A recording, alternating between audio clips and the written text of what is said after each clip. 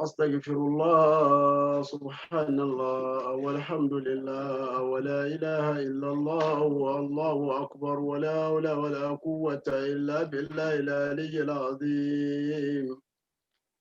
عدد خلقه ورضا نفسه وزنة عرشه ومداد كلماته ومنتهى علمه ومبلغ الرضا. اللهم صل وسلم على سيدنا محمد الشفيع المشفع خير خلق الله وعلى الأنبياء والمرسلين وآلهم وصحبهم وآل الله. سجد وجهي للذي خلق السماوات والأرض حنيفا وما أنا من المشركين. سجد وجهي للذي خلقه وشق سمعه وبصره فتبارك الله أحسن الخالقين. اللهم إنا نستبرأ من أولنا استبرحنا من حولنا ومن قوتنا إلى حولك وقوتك يا الله. إذ لا ربا لنا سواك ولا مولى لنا غيرك. نحن الضعفاء وأنت القوي ونحن الفقراء وأنت الغني ونحن المفقود وأنت الموجود ونحن الأذلاء وأنت العزيز الأعزاء ونحن الصغراء وأنت الأكبر نحن الجهلاء وأنت علام الغيوب. لا إله قبلك ولا إله بعدك ولا إله فوقك ولا إله دونك. الحي القيوم الدائم لذاته الديمومية. الحي القيوم لذاته القيومية. الحي الأزلي الصرمدي الأبدي الذي لا شيء لأحديته ولا شيء لأبديته وهو لذاته السرمدية الأبدية. يا الله الباقي بلا زوال الباقي بلا مثال الحي الدائم لا إله إلا أنت. اللهم إنا نسألك رحمتك فتهدي بها قلوبنا وتصلح بها أمورنا وتزيل بها همومنا وتحفظنا من العيوب وتنير بها وجوهنا وتطهر بها أعمالنا وأن تلهمنا الصواب والحكمة. آمين يا الله. اللهم ارحمنا واصلح لنا دنيانا الذي هو عصمة أمرنا واصلح لنا ديننا الذي فيها معاشنا التي فيها معادنا واصلح لنا آخرتنا التي فيها معادنا واجعل الخير زيادة لنا في الخيرات والبركات واجعل الموت لنا راحة من كل هم وغم يا أرحم الراحمين يا رب العالمين. اللهم لك المن القديم. أنت الجبار أنت الحق أنت المبين أنت الحي أنت القيوم أنت الأول أنت الآخر أنت الظاهر أنت الباطن أنت الغني أنت المقسط أنت المغني أنت الرحمن أنت الرحيم. لا إله إلا أنت لا إله إلا أنت سبحانك إني كنت من الظالمين. ربنا ظلمنا أنفسنا وإن لم تغفر لنا وترحمنا لنكونن من الخاسرين. àsìkò àdúrà la wà. Ẹ rí i pé àdúrà náà gùn. Àsìkò àdúrà la wà. Àsìkò nǹkan lèèyàn ń ṣe. Èèyàn ń ṣàdúrà lásìkò tí nǹkan bá yí padà ní òótọ́. àìfi ọdún àwọn olóyìnbó àwọn ará róòmù àìfi ka ọdún. Àwọn ìsìláàmù sì ní ká yapa wọn. Àmọ́ àsìkò yìí bó tilẹ̀ hùn kó rí ó ní tá a fi ń ṣe nínú ìgbésí ayé lóòótọ́. Àsìkò náà bá bá ṣàdúrà kò sásìkò tá a lè bẹ lọ́hùn. Tá a bá wá ṣàdúrà púpọ̀ ẹ̀ṣẹ̀ wa yóò lè yọ. Ọlọ́run lè ṣèdùnnú fún wa. Oore títí ń bẹ́lẹ̀ ò ní bàjẹ́. Èyí tá a tún fẹ́ kọ́lọ́run ṣe Ọlọ́run tún ṣe. Nígbà tó kọ́lọ́run bá náà lọ bá àsìkò. Ṣáwọn róòmù ni wọ́n ń kà ni sáwọn fárísì ni wọ́n ń kà ní àwọn kọ́ ọlọ́run bá sọnù suratul Isra'i sura tó kàn kó tó kan suratul Kahfi tá ń ké lọ́wọ́ yìí ó ní òun gbé ọ̀sán àti òru kalẹ̀ liya'lamu adada sinina wal hisaba èmi ọlọ́run bá mo tó kalẹ̀ kẹ́ ẹ lè bá a mọ multiplication mathematics látara ẹ̀ kí ni wọ́n pè ní kí ni mathematics tọ́lọ́run òun ní kẹ́ ẹ lè bá a máa àsìkò kẹ́ ẹ lè bá a máa àsìkò wípé 365 days ló wà ní ọdún kan ká lè bá a máa kà á bẹ́ẹ̀ ọlọ́run ní èmi mo gbé kalẹ̀ bẹ́ẹ̀ ó wá lọ ọ̀sán lọ òru lọ ọ̀sán lọ òru lọ kìíní yẹn wá yí títí ó wá yí lórí wa àwa sì wà bá ṣe wà dì sìn a tún wá lékún lóore a tún lékún níkẹ́ a tún lékún lọ́lá ó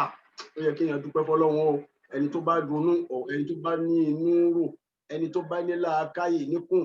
kí n wí bí bàbá mi àlùfáà ńlá ti máa ń wí ẹni tó bá ní làákà níkùn òun ní máa ronú ní wàá dúpẹ́ fọlọ́run àdúpẹ́ ọlọ́run àdúpẹ́ o an'amta lakal hamdu rahimtana falakal hamdu bajjaltana falakal hamdu akramtana falakal hamdu lakal hamdul qadim wan ni'matul daima ya Allahu ya rabbal alamin tabani ama kí Ọlọ́run bá ní kí ọtán kò sẹ́ni tó lè kí Ọlọ́run bá tó bó ti kíra rẹ̀ àdúpẹ́ ọlọ́run àdúpẹ́ ọlọ́run àdúpẹ́ ọlọ́run àdúpẹ́ ọlọ́run àdúpẹ́ mẹ́ṣà gbọ́pẹ́ wa amínà ya Allah àwa tọrọ ìkẹ́ àlékún fífún ànábì wa sallallahu alaihi wasallam ìkẹ́ ọlọ́run kó máa bá nẹ́bí àtòun àti gbogbo àwọn tí wọ́n jọ ṣiṣẹ́ gbogbo àwọn sàábì rẹ̀ pátápátá àti kó tiwọn náà mọ́ gbogbo àwọn sọ̀sẹ́sọ̀ wọn àti kó tiwọn náà mọ́ tó fi wá dórí àwọn àfáà wa wọ́lọ́run gbogbo wọn pátápátá ọlọ́mọṣàbà kẹ́ wọn mọ́ṣàbà gẹ̀ wọ́n ọlànàbì ní ọ̀dọ̀ ọlọ́run a tún káàbọ̀ gbogbo àwa tí a jọ ń pàdé níbà yìí nínú Safara Insight ẹ káàbọ̀ ní tuntun wípé assalamu alaikum wa rahmatullahi ta'ala wa barakatuhu kọ́kọ́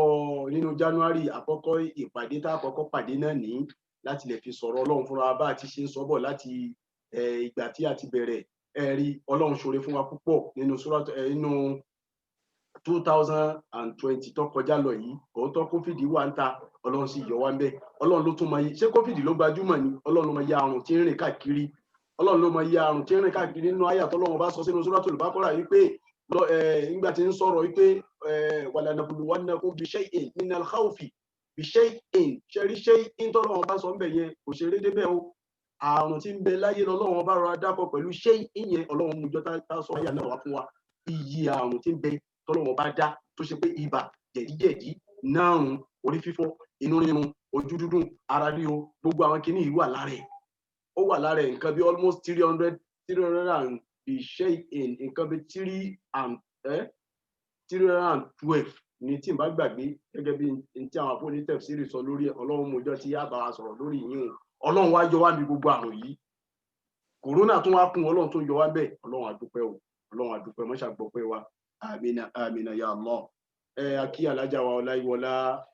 ẹkúṣẹ́ ọlọ́run bá san yín lẹ́san rẹ̀ o ọlọ́run bá san yín ọlọ́run gba lẹ́sìn fún yín yóò gba lẹ́sìn fún gbogbo wa náà brother Abdul Hakim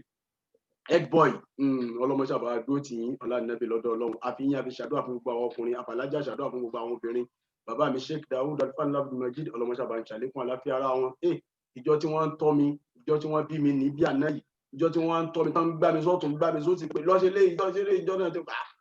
wọ́n fẹ́ pa mí ni bẹ́ẹ̀ ló máa ń rí lójú mi ìjọ mi pé kí ló dé èmi nìkan ni wọ́n á dẹ̀ kóṣẹ́ bíi márùn-ún wọ́n á nílò ó yá kọ ilé yìí ó yá ka ilé yìí ó yá ìwọ náà tún ní wọ́n ní jẹ́ ń sùn àṣẹ wọ́n pípẹ́ mi ní pé kí n lè wúlò fúnra mi náà ni mo wá ń wúlò fúnra mi yìí ọlọ́mọṣàbà ń ṣàlékún àláfíà ara fún wọn o máa ń ṣàlékún àláfíà ara fún ọlọ́mọṣàbà dúró tì wọ́n gbogbo àwọn ọmọ tí wọ́n bí pátá lọ́kùnrin lóbìnrin ọlọ́mọdé ayán dànù má fi wọn pa wá lẹ́kún má fà wá náà pa wọ́n náà lẹ́kún má fi àwọn náà pa wá náà lẹ́kún ọlọ́mọ bẹ̀ bí wá jẹ́ mo tọrọ fẹ́ bí oníkálukú náà ọlànàbì ní ọ̀dọ̀ ọlọ́run Suratul Kahf níbi tí a dé òun náà ni a sọ̀rọ̀ àwọn asahabu Rajulayn àwọn tí wọ́n ní gádìn àwọn méjì asọ́tán ni àwa fẹ́ bẹ̀rẹ̀ ọ̀rọ̀ ilé ayé lọ́lọ́run bá sọ tẹ̀lé wọn tí ilé ayé náà lẹ́nìkan wà mọ́ yanu àwọn méjèèjì ìkan gbé kíní tiẹ̀ ó gbé sọ́dọ̀ ọlọ́run ìkan gbé kíní tiẹ̀ òun gbé sọ́dọ̀ ó gbé sílé ayé nígbà tí ayé wọn ò ní tán mọ́ lòun ṣe ayé wọn náà sì ní o làwa jókòó sí òyọ́ padà tán náà ní o ọlọ́run bá wa ń bá wa sọ̀rọ̀ nínú Suratul Kahf níbi títí ń sọ wípé a'udhu billahi minash shaitani rajim, that's verse 45. Bismillahir rahmanir rahim, wadrib lahum mathalal ayatid dunya واضرب لهم مثل الآيات الدنيا كماء أنزلناه من السماء فاختلط به نبات الأرض فأصبح هشيما تذروه الرياح وكان الله على كل شيء مقتدرا. المال والبنون زينة الحياة الدنيا. المال والبنون زينة الحياة الدنيا والباقيات الصالحات خير والباقيات الصالحات خير عند ربك ثوابا وخير أملا. صدق الله العظيم. àyà méjì yìí Ọlọ́run fi sọ̀rọ̀ ilé ayé ni. Àkọ́kọ́ kí n tó lọ ibi tútù àyà yìí, níbi màá kọ́kọ́ sọ̀rọ̀ àsopọ̀ tí ń bẹ láàrin àwọn fásitì tá a ti ń kébọ̀ látẹ̀yìn, àwọn ọ̀rọ̀ ìtàn àwọn asábùl káfí. Ọlọ́run kọ́kọ́ sọ̀rọ̀ alukurani nínú suratul káfí yìí níbẹ̀rẹ̀. Nígbà tó sọ̀rọ̀ alukurani tán, bó ṣe bẹ̀rẹ̀ pẹ̀pẹ̀, nígbà tó parí ọ̀rọ̀ alukurani, ó sọ̀rọ̀ àwọn kèfèrí Mákà. Ó bá nàbì wí lára wọn pé má jẹ́ kí n tán ṣe, má jẹ́ ó bà ọ́nú jẹ́. Ó wá wọnú ọ̀rọ̀ àwọn asábùl káfí. Alukurani ló fi bẹ̀rẹ̀. Ó wá sọ̀rọ̀ àwọn káfìrí. Nígbà tó sọ̀rọ̀ àwọn káfìrí tán, ó wá fèsì ànábì gẹ́gẹ́. Ó bá sọ̀rọ̀. Nígbà tó fèsì ànábì tán, ó wá wọnú ọ̀rọ̀ àwọn asábùl káfí. Nígbà tí ó parí ọ̀rọ̀ àwọn asábùl káfí, ó tún padà sọ̀rọ̀ àwọn ará Mákà. Ọ̀rọ̀ àwọn òun ní wasbiri nafsaka, ọ̀rọ̀ àwọn ará Mákà ni. Ó tún padà sọ́dọ̀ wọn. Nígbà tó wá padà sọ́dọ̀ wọn, nígbà tí ó parí àyà ọ̀rọ̀ àwọn ará Mákà yìí, ó parí ẹ̀ síbi ọ̀rọ̀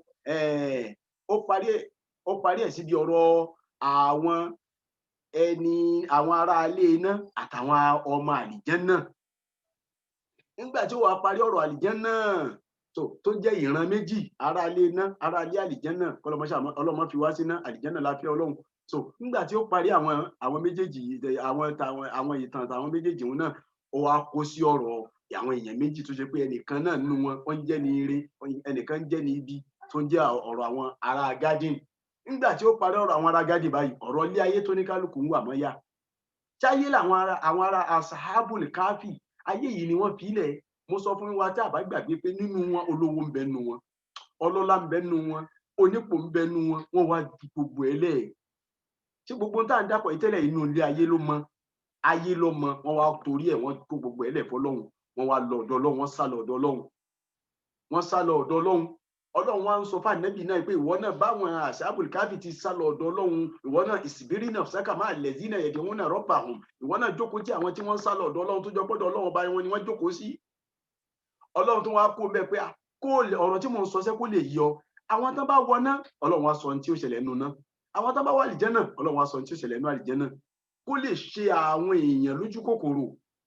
káwọn ará ilé náà lè káwọ́ pé ní tí ó ṣẹlẹ̀ ńlẹ̀ náà nìkan lè jáwọ́ ń bẹ̀. Káwọn ará ilé ìjẹ́nà lè wò pé ní tí ó ṣẹlẹ̀ láàlìjẹ́nnà nìkan lè múra síṣẹ́, kan lè múra sáwẹ̀, kan múra sí irun, kan múra sí sàká, kan múra síṣẹ́ eré wọn tí wọ́n ti ń ṣe tẹ́lẹ̀. Ọlọ́run tún wá gbé expression míì wá, ó fún wa ní example míì. Òun lọ̀rọ̀ àwọn ashabul jannatayn, àwọn oní gádì méjì. Nípa ẹ̀rí kejì, ẹ̀rí pé ẹnìkan dẹ̀ padà pẹ́ríṣì, ó padà kábàámọ̀ lórí tí ń ṣe. Ọlọ́run wá gbé ọ̀rọ̀ ilé ayé yẹn gẹ́gẹ́ wá, ilé ayé tó ní kálukú ń pariwo sí pé èmi náà fẹ́ débẹ̀, èmi náà fẹ́ ṣe kinní kan, tó mú wa gbàgbé Ọlọ́run lásìkò sín, tó mú wa ṣe nǹkan tọ́lọ́run bá ò fẹ́, tó mú wa ṣe gbogbo nǹkan tọ́lọ́run bá ò fẹ́ lásìkò yìí. Ọlọ́run wá bẹ̀rẹ̀ pé wadrib lahum. Ṣé mọ̀ pé Ọlọ́run ti fún wa ní ẹ̀sáǹpù tẹ́lẹ̀? Ó mú ọ̀rọ̀ asábùl káfí wá, ó fún wa ní ẹ̀sáǹpù pẹ̀lú àwọn asábùl jannatayn, rajulayn, àwọn ará Gádìn. ó tún wá fẹ́ fún wa ní example mi wípé ìdìrìbù láhùn nítorí pé ìdìrìbù òun ni kéèyàn ṣàpèjú Ọlọ́run ní give them example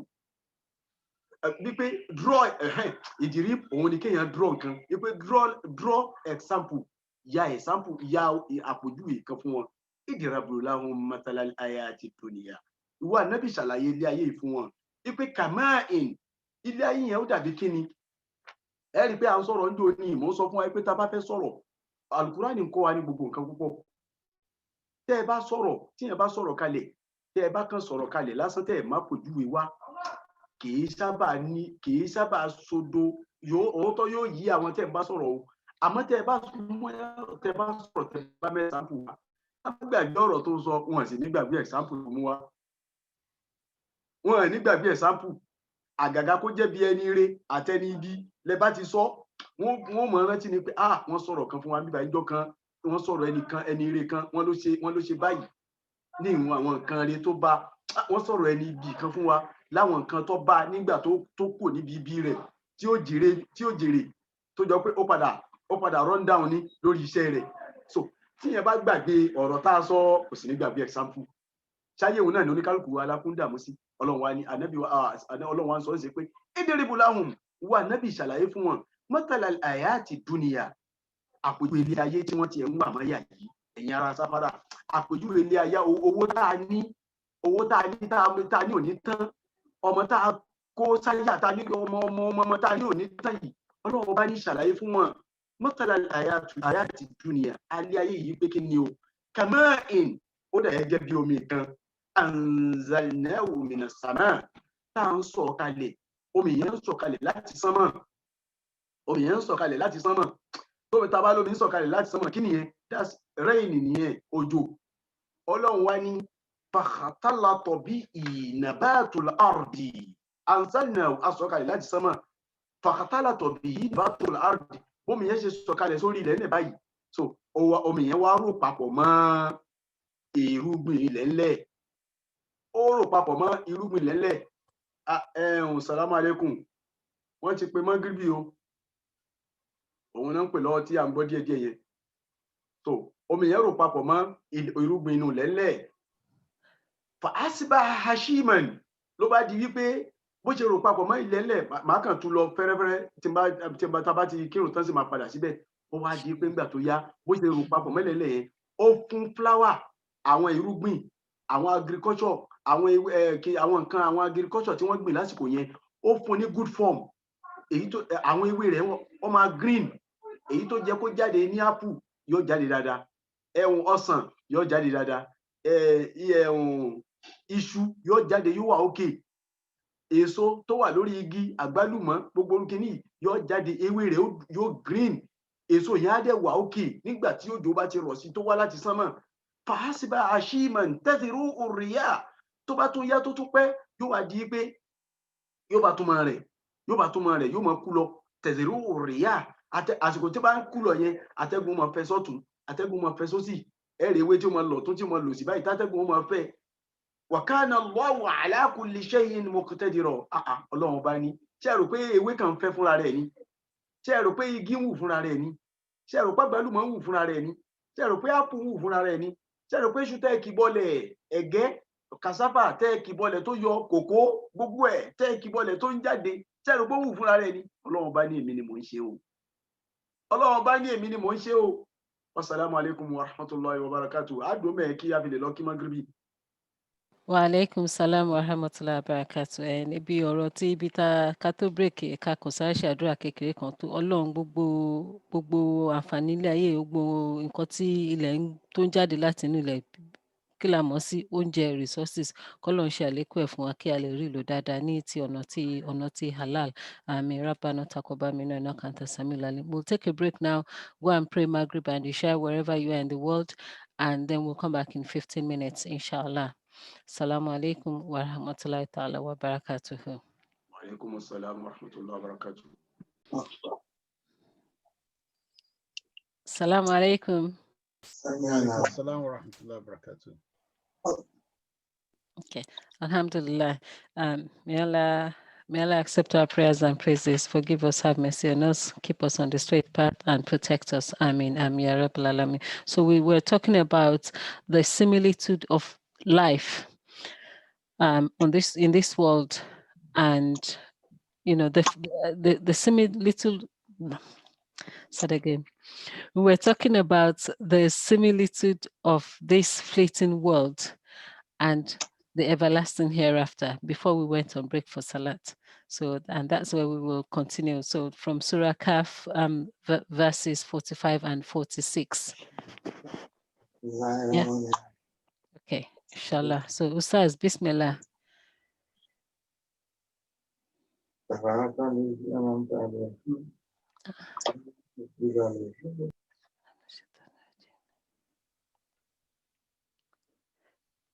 Ustaz.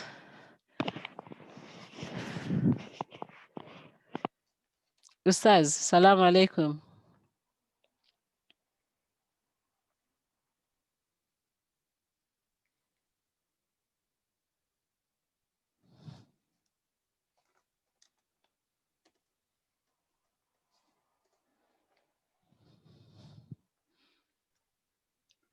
I don't think Ustaz can hear you. Okay, he will continue. No, Bismillah. We can't hear him. He's speaking, but we can't hear. Ustaz, maybe you need to unmute.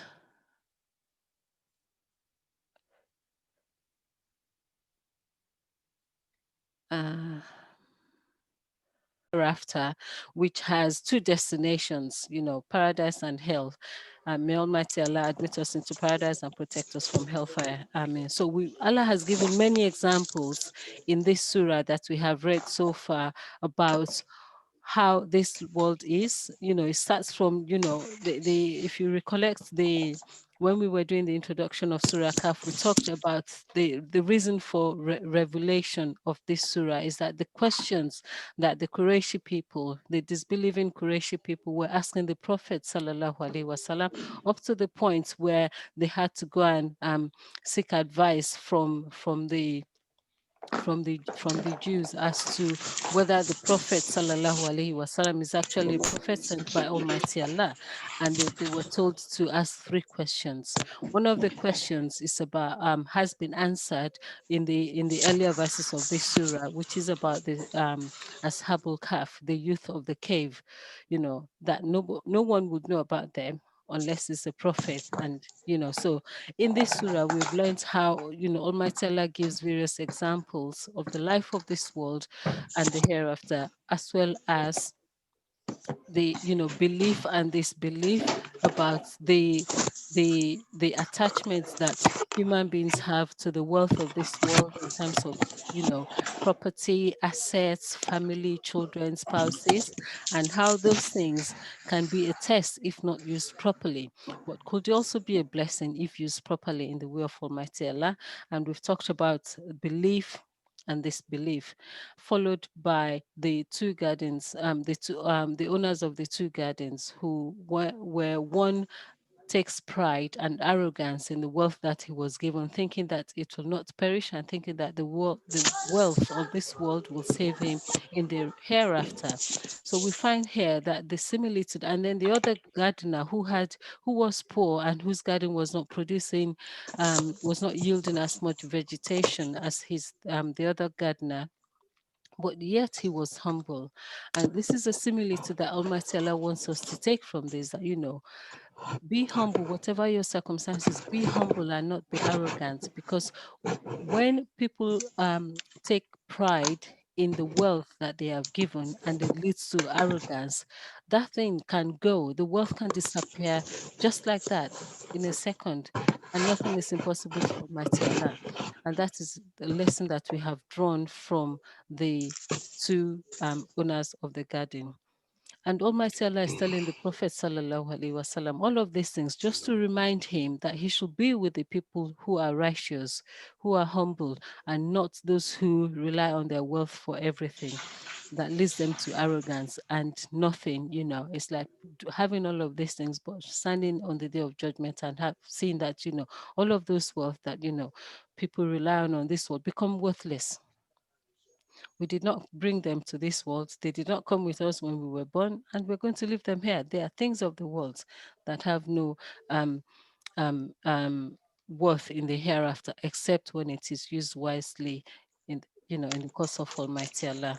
Amen. So, and that's where a summary of Surah Kahf to the point where we got to. So we'll continue from there now. Ustaz, Salaam Alaikum. Wa alaykum salam wa rahmatullahi ta'ala wa barakatuh. Rabbana taqabbal minna innaka antas samiul alim. Ọlọ́run má ṣe gba ìrun wa kó gba gbogbo pípẹ́ fún wa sí ọ̀dọ̀ Ọlọ́run. Amina, amina ya Allah. Bí kìíní ṣe máa ń ṣe ń jọ́ mi nìyẹn. Tó Ọlọ́run wá ń ṣàlàyé lọ nísìn. A'udhu billahi minash shaitani rajim. Ó ní fahasba hashiman. Ó ní omi tó wá láti sánmọ̀ yẹn tó ń rọ̀ sínú lẹ́lẹ̀. Ṣé àwọn tó ń ṣe agriculture nísìn wọ́n mọ̀ rò pé bóyá àwọn làwọn ń tọ́jú lẹ́lẹ̀? Wọ́n mọ̀ rò pé bóyá àwọn làwọn ń ṣe kíni fertilizer, àwọn làwọn ń fi fertilizer sí àwọn àtilẹ̀ dúdú, àtilẹ̀ white ni o, àtilẹ̀ red ni o, àtilẹ̀ brown ni o tí wọ́n gbìn nǹkan sí. Wọ́n rò pé àwọn làwọn ń yè é ni. Bẹ́ẹ̀ dẹ̀ ni àwọn kọ́ ni wọ́n ń yè é. Gbogbo tí wọ́n ń ṣe yẹn ìdíjẹ́ fìmọ̀ ni pé gbogbo tí wọ́n bá ṣe tán lórí ẹ̀ ìjọ tọ́lọ́run bá fẹ́ ṣọlá kò wá ní ìtàn bá gbìn kò ní wú. Gbogbo tán bá ṣe ànírójútu ẹ̀ Ọlọ́run ṣọlá lọ́wọ́ nìyẹn. Ọlọ́run bá ní anzalna minas samai ma'an, àwọn Ọlọ́run là ń sọ omi kalẹ̀ láti sánmà. Fakhatalata bihi nabatul ard, àwa ní kò mìíyẹn miss. Mo fẹ́ kí a fura sí àyà yìí o nígbàjọ́ pé alhamdulillah oníròyìn ni gbogbo wa adẹ̀nílà káyì. Nígbà tọ́lọ́run bá sọ fún àìsè pé anzalna minas samai ma'an, a sọ omi kalẹ̀ láti sánmà, omi yẹn wá sọ kalẹ̀, omi yẹn bọ́ sílẹ̀ lẹ̀. Fakhatalata bihi nabatul ard, Ọlọ́run fi nabatu àwọn irúgbìn lẹ́lẹ̀ ó fi ṣe subject. Meanwhile kò yẹ kó jẹ́ subject, object ló yẹ kó jẹ́. Ó ní nabatul ard wípé ìtumọ̀ ẹ̀ ní pé irúgbìn ilẹ̀ ńlẹ̀ òun ló lọ dilute papọ̀ mọ́ omi tó wá láti sánmọ̀. Tá bá dẹ̀ wo ẹ lọ bí àwọn tó ń ṣe agriculture mi ṣe kíní alálùkùránì làwa. Omi tó wá látòkè òun ló dilute mọ́ in tí wọ́n gbìn láti ilẹ̀ ńlẹ̀ tí wọ́n gbìn sílẹ̀ ńlẹ̀. Kò ń ṣe in tí wọ́n gbìn ńlẹ̀ ńlẹ̀ nítorí in tí wọ́n gbìn ńlẹ̀ ńlẹ̀ yẹn kò lè kú omi tó wà, kò lè kú láyè tó wà yẹn. Ìbọ̀rọ̀ gidi ni. Lápèjúwe agbìn àgbálùmọ̀, agbìn apple, agbìn pineapple, agbìn gbogbo tá bá gbìn. So nísìn ẹ̀rí nísìn tó bá yẹ pé ibẹ̀ alágbìn sí lápèjúwe yóò máa wà níbẹ̀ náà ni. Ibẹ̀ ni àwọn tí wọ́n jẹ́ farmer wọ́n máa ti wá lọ bomi bá. Ok, Ọlọ́run wá lóun bu omi wá láti sánmọ̀. Ṣé mọ̀ pé tómi yẹn bá dórí lẹ́lẹ̀ ó máa ṣàn káàkiri, yóò máa ṣàn lọ́sọ̀tún, yóò máa ṣàn lọ́sọ̀sì. Ó fi hàn pé omi ló lọ bá irúgbìn. Ọlọ́run wá gbé expression yẹn wá fún ní nkẹ́lẹ̀ mọ́ pé alukur'an onílàákàyè là ń bá wí nínú alukur'an. Ọlọ́run ní fakhatalata bihi nabatul ard, irúgbìn ilẹ̀ ńlẹ̀ òun ló rìn lọ bá omi. Meanwhile òun kọ́ omi tó wá láti sánmọ̀ ló lọ bá òun ló wá bá irúgbìn níbi tí irúgbìn dúró sí. Ọ̀rọ̀ yẹn ó kéré àmọ́ tí èèyàn bá ronú sí ẹ rí i pé nǹkan lálá ni. Ẹ lọ bí àwọn tó ń ṣe agriculture gẹ́gẹ́ bí n tí mo wí yẹn. Ara aṣẹ́ tọ́lọ́run bá ń ṣe nìyẹn. Fahasiba hashiman taziru riya, yóò wá di pé irúgbìn yóò wá di lọ́múlọ́mú, ewé a green. Ní tá bá fẹ́ kó jáde bẹ́ẹ̀, pineapple tá bá gbìn síbẹ̀ yóò jáde dáadáa. Iṣu tá bá gbìn síbẹ̀ yóò jáde dáadáa. Cassava tá bá gbìn síbẹ̀ yóò jáde dáadáa. Kí tún la tún gbìn kòkó, gbogbo àwọn nǹkan yẹn tá à ń ṣàǹfààní bẹ̀ yẹn. Àwọn ewé tá bá gbìn, àwọn ewé tíì tá bá gbìn gbogbo ẹ̀ yóò wá jáde dáadáa, yóò green. Èyí tó bá yẹ kó green yóò green. Èyí tó bá yẹ kó black bí àwọn ìṣin yóò black, yóò máa dán kórókóró. Èyí tó bá yẹ kó ṣe bí yellow àbí kó dàbí pink bí àgbálùmọ̀ tí mo dákọ̀ lẹ́ẹ̀kan yẹn. Nítorí àgbálùmọ̀ kò gbọdọ̀ green, tó bá green nísìn kò tí ì pọ́n nìyẹn. Iṣu nísìn yóò le ni, watermelon yóò le ni, tí ò bá tí ì le kò tí ì pọ́n, kò tí ì ṣe é jẹ. Apple yóò le ni. So gbogbo àwọn kinní yẹn òun lọ́lọ́run bá ń sọ pé fahasiba hashiman. So yóò wá fún àwọn irúgbìn yẹn, yóò fún wọn ní good form tó yẹ kí wọ́n wà. Omi tó wá láti sánmọ̀ yẹn òun ló ń fún wọn ní form. Kẹ́lẹ̀ mọ̀ pé ṣe Ọlọ́run bá ní tẹ̀sírú riya. Ó ní tó bá ti wá fún ní fọ́ọ̀mù yẹn á wá dé atẹ́gùn, á wá dé sí atẹ́gùn, máa wá ti lọ tún, yóò wá ti lọ sí kó fi lè fẹsẹ̀ múlẹ̀, kó lè fún yín ní good kíni taste tẹ́ bá fẹ́ jẹ Ọlọ́run bá ní gbogbo iṣẹ́ mi ni ó wà ní wa kana Allahu ala kulli shay'in muqtadira ó ní ẹ̀rí pé mi Ọlọ́run bá lágbára mo lè ṣe nǹkan kan púpọ̀ mo lè ṣiṣẹ́ púpọ̀ ṣé mi tí mo ṣe irú eléyìí ni mi lágbára kí n jí òkú dìde ṣé mi tí mo ṣe eléyìí ni mi lágbára kí n pa yín kí n tó ní ẹ máa bọ̀ wá rojọ́ wájú mi Ọlọ́run bá wa ń sọ fún wa àyà yìí nísìn tá a tú ó ní àǹtí àti sísítà tóun jẹ́ junior sister ó dẹ̀ ní àǹtí ó ní ẹ̀gbọ́n tó ń jẹ́ senior sister fún òun wà láàrin so láàrin ọmọ ìyá mẹ́ta ni wọ́n ó ní àǹtí tó ń jẹ́ senior sister òun wá wà láàrin wọn ó wá tún wá ní àbúrò tóun jẹ́ junior sí sister rẹ̀ òun náà ní inú suratul Quran 10 verse 24 inú suratul Yunus Ọlọ́run bá ní innama mathalul ayati dunya ẹ̀yin ló ti mọ̀ bẹ́ẹ̀ báyẹn nísìnyí mo ti ń wí lọ́hùn Ọlọ́run bá ní àpèjúwe ilé ayé tẹ̀ wá bẹ̀ yìí kama'in ó dà gẹ́gẹ́ bí omi anzalnahu minas sama à ń sọ̀kalẹ̀ láti sánmà fakhatalata bihi nabatul ard ẹ̀rí bó ti wí lẹ́ẹ̀kan bó ti wí mbẹ̀ yẹn inú suratul Kafi yìí náà ló tún wí bí eléyìí náà ó ní irúgbìn ilẹ̀ ńlẹ̀ ló lọ ṣàn bá òun ló wá dàlútì ó so papọ̀ mọ́ nabatul ardi irúgbìn ilẹ̀ ńlẹ̀ wá so papọ̀ mọ́ omi tá a sọ̀kalẹ̀ láti sánmà ó wá ní mimma ya'kulu nasu wal an'am so ìgbà tí irúgbìn ìgbà tó mi yẹn wá tó so papọ̀ mọ́ irúgbìn lẹ́lẹ̀ yẹn so fọ́ọ̀mù tó bá fún wa inú ẹ̀ ń gbogbo àwọn kan tá a dápọ̀ lẹ́ẹ̀kan yẹn èyí táwọn èèyàn tó sọ pé alájẹ ìbẹ̀ǹbẹ̀ mimma ya'kulu nasu èyí tó sọ pé àwọn èèyàn lájẹ ìbẹ̀ǹbẹ̀ wal an'am èyí tó sọ pé àwọn ẹranko wa àwọn ni wọ́n jẹ tó ṣe pé èèyàn ò gbọ́dọ̀ jẹ téèyàn bá jẹ yóò ṣe léṣe nítorí pé àwọn ẹranko mọ sọ́njò ní wípé wọ́n ní àwọn nǹkan kan lára nínú wọn àti ọ̀nà fún wọn yìí tó fi yàtọ̀ sí tàwọn ọmọ èèyàn tó ṣe pé wọ́n fi lè jẹ ẹran láì bọ̀ àwọn ò gbọ́dọ̀ anything ọlọ́mọ fi wèrè kàn wá má fi agẹ́ni lunatic kọ́ là ń pè so ọlọ́mọ fi hàn wá ní kéèyàn lè tẹ́ bá ti réyàn tí ń jẹ ẹran tútù so ẹ rí i pé a sọ pé kò wà normal àwọn ẹranko wa ń jẹ ẹran tútù tẹ́jẹ̀ sì ń ro lára ẹran àwọn máa jẹ àwọn nǹkan míì náà wà nínú àwọn ewéko tó jọ pé àfi tá a bá mú tá a bá ṣẹ̀ṣẹ̀ fọ̀ tá a bá ṣẹ̀ṣẹ̀ tọ́jú ẹ̀ dáadáa ló ṣe é jẹ bí irú iṣu nísìnyí tá a bá yọ iṣu nínú lẹ́lẹ̀ ṣé bá a ṣe jọ yẹn náà lákìbẹnu kò ṣe jẹ bẹ́ẹ̀ o àfi ká bẹ́ẹ̀ tá a bá bẹ́ẹ̀ tán à á fọ̀ tá a bá fọ̀ tán à wá gbé sórí iná a máa wá retí bóyá bíi 30 minutes ok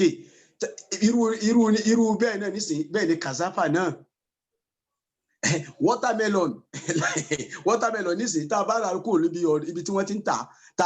a yọ kù ní orí ibi tí Ọlọ́run tá a gbé sí tán a nídìí ká bẹ́ẹ̀ nítorí pé tá a bá bẹ́ẹ̀ kò ṣeé máa bù jẹ lẹ́ẹ̀kan náà bẹ́ẹ̀ náà ni apple náà àfi àwọn ẹlòmíì máa ń tẹ wọ́n máa bó èpo apple wọ́n bó òun náà kó mẹ́ẹ̀ ọ̀gẹ̀dẹ̀ àfi kẹ́ ẹ yọ èpo ẹ̀ kó mẹ́ẹ̀ kẹ́ wá yọ tinú ẹ̀ kẹ́ máa jẹ ẹ̀pà àfi kẹ́ ẹ bó èpo tiẹ̀ náà kẹ́ wá yọ tinú ẹ̀ kẹ́ máa jẹ so gbogbo eléyìí ní ìsìn kò rí bẹ́ẹ̀ lọ́dọ̀ àwọn ẹranko lè jẹ ọ̀gẹ̀dẹ̀ tòun tẹ epo ẹranko lè máa bu watermelon jẹ tòun tẹ epo ara ẹ̀ kó máa bu jẹ ẹranko lè máa bu kíni yam iṣu kó máa bu jẹ tó ó lè máa bu cassava jẹ bẹ́ẹ̀ tí nǹkan kan ò dẹ̀ ní ṣe tó dẹ̀ máa wà ókè tó dẹ̀ máa fún ẹranko yẹn ní àwọn vitamin nut tó yẹ kí ó fún bọ́dì ọmọ ànábì Adam tí ó fi máa dàgbàsókè tí ó fi máa grow ní làákàyè tí ó fi máa grow ní bọ́dì tó jẹ́ pé kò rí bẹ́ẹ̀ lọ́dọ̀ mi yẹn Ọlọ́run bá ní mimma ya'kulu nasu wal an'am Ìmáàmù Tabari ọlọ́mọṣàbáwá kẹ́ nínú àwọn tí wọ́n ṣẹ̀mí ní sẹ́ńtúrì kẹta lẹ́yìn ànábì sallallahu alaihi wasallam ní 310 lọ́sàláìsí kọ́lọ́mọṣàbáwá kẹ́ òun ní Imamul Mufassirin òun ní olórí gbogbo àwọn tí wọ́n tú Al-Qur'ani lẹ́yìn ìgbà tí àwọn companion successor ànábì lọ tán òun ló wá lẹ́yìn wọn so gbogbo èèyàn láti 310 tí mo wí yẹn two something tí wọ́n bí tó fi wọ 310 tó fi di sin oníkálukú ń tẹ̀lé ni gbogbo oníkálukú ń tẹ̀lé Ìmáàmù Tabari ni òun ló sọ pé Abdullahi ibn Abbas sàbí dáadáa ni ó ní Abdullahi ibn Abbas sọ pé ìkítàlàtọ̀ ó ní ìgbà tí omi àti irúgbìn tí wọ́n so papọ̀ yẹn tí wọ́n forí gbára wọn ó ní nínú ẹ̀ ní gbogbo oríṣiríṣi nǹkan tí ń jáde àsìkò náà ni gbogbo oríṣiríṣi nǹkan kan ń jáde ó ní ìgbà tó lọ́wọ́ wá sọ pé mímọ́ ya'kulu an-nas wal an'am òun ní pé al-hubub kí náà ń pè ní hubub àwọn ni àwọn ewé etí bí àwọn vegetables èyí tó jọ pé a lè fi ṣe ọbẹ̀ bí àwọn ewé ewúro nísìn ewúro ẹ̀fọ́ ni ṣọkọ ẹ̀fọ́ ni èwo tó ni ẹ̀fọ́ wo la tó mọ̀ ẹ̀fọ́ yanribo àbí kí la pè ẹ̀fọ́ yìí so gbogbo ọ̀rẹ́ ẹ̀fọ́ yẹn òun ni al-hubub òun náà pè ní al-hubub àwọn míì wà tó jọ pé ewé ni but a ní ṣe òun bá ṣe ṣe àwọn vegetables yẹn but a máa ṣe òun bá ṣe ń ṣe tíì ni a dà sórí iná omi tó bá jáde lára ẹ̀ la fẹ́ mu bí àwọn amúnútutù nísìn ó ṣe é jẹ lẹ́fọ̀ọ́ ó tó ṣe é mu lómi so gbogbo orú àwọn nǹkan bẹ́ẹ̀ ni àwọn èèyàn ń jẹ o wàtímọ́r àtàwọn kóró èyí tó jẹ́ oníkóró bíi làbídùn bí àwọn nǹkan tí mo ti dápọ̀ síwájú yẹn náà wálìbùkúl àtàwọn èyí tó dàbí iṣu gẹ́gẹ́ bí kàsáfà àti èyí tí mo dápọ̀ ó wá ní wálé àníhàm èyí táwọn ẹranko wá ń jẹ òun ni bí àlẹ́ kálàwù yẹn òun ni àwọn nǹkan kan tí wọ́n máa ń yọ láti nú ẹ̀hùn iṣẹ́ mọ̀ nísìnyí lápòjúwe àwọn ewéko tó ní èpo lára tó jọ pé tán bá wá bó èpo ẹ̀ tán bá yọ ọ́ tán bá yọ kóró inú ẹ̀ tán kóró inú ẹ̀ lọ́mọ èèyàn máa jẹ inú ẹ̀ lẹ̀pà so ṣe rí èpo ẹ̀pà tá à ń dànù yẹn àwọn ẹranko kan wà tí wọ́n ń jẹ àwọn ẹranko kan wà táwọn ń jẹ èpo àwa ti yọ kóró inú ẹ̀ nítorí Ọlọ́run bá kì í sọ̀rọ̀ kó mọ̀ rí bẹ́ẹ̀ iṣẹ́ tó ti ṣe ní sọ yìí ó ní mímọ̀ ya'kulu an-nasu àwọn èyí táwọn èèyàn ń jẹ wálé àmì àti èyí táwọn ẹranko wọn ń jẹ so tá a bá ti yọ ẹ̀pà nísìn tá a yọ ẹ̀pà táwa jẹ dáadáa ẹ̀pà sẹ́nu tá a jẹ so èyí tá a dànù yẹn tó ń jẹ́pò yẹn ẹranko kan ni ó jẹ koríko nísìn tó plant síbi tí a gbin àwọn cassava tá a gbin àwọn epo wa sí tá a bá ti yọ àwọn èyí tá a fẹ́ lò tó kó koríko rẹ̀ yẹn bẹ́ẹ̀ a lè tó kó koríko yẹn ká kó lọ fẹ́ràn a kó lọ fẹ́ ẹṣin tá a ní a kó lọ fún chiefs àwọn àgbò àwọn ram gbogbo àwọn tá a ní àwọn òun làwọn jẹ táwọn dẹ̀ fi mọ àwọn èèyàn ò dẹ̀ gbọ́dọ̀ débẹ̀ a gbọ́dọ̀ jẹ nítorí pé yóò ṣe wá léṣe wà tíìnì náà àwọn ẹranko ń jẹ àwọn èèyàn ń jẹ àwọn ẹranko tún jẹ wà ṣẹ́yìn àgbàdo nísìnyí tọ́mọ ènìyàn bá fẹ́ jẹ àgbàdo àfi ká ṣẹ̀ṣẹ̀ sí inú ká dà sínú náà ká ṣe bá a ṣe ń ṣe rice àbí ká ṣe ká ṣe ní odidi pẹ̀lú epo ẹ̀ àbí ká yan lórí iná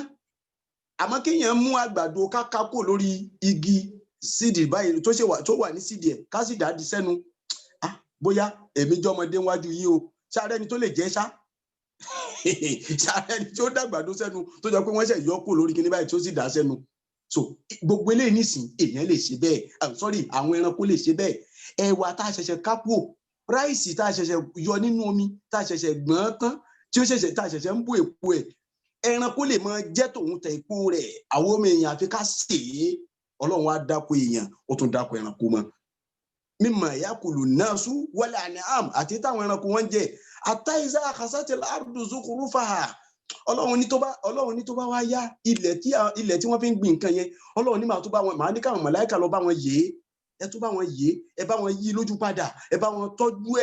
ẹ bá wọn fi fertilizer sí ẹ mọ̀ wá débẹ̀ ẹ wá rò pé ilẹ̀ ń ṣiṣẹ́ Ọlọ́run bá ní ṣiṣẹ́ àwọn màláíkà ló ń ṣiṣẹ́ wa zayyanat ẹ̀wọ̀ Ọlọ́run bó ti máa ń sọ̀rọ̀ Ọlọ́run wá fi ilẹ̀ ńlẹ̀ tá a wà yìí àyà yìí ó dùn mọ́ mi ó dùn mí tí ẹ̀kọ́ mi ò tó nǹkan Ọlọ́run ní wa zayyanat ó ní màá fún ilẹ̀ ńlẹ̀ màá change aṣọ tó wọ̀ gẹ́gẹ́ bí ẹwọ Ọlọ́run ó ní tá bá fẹ́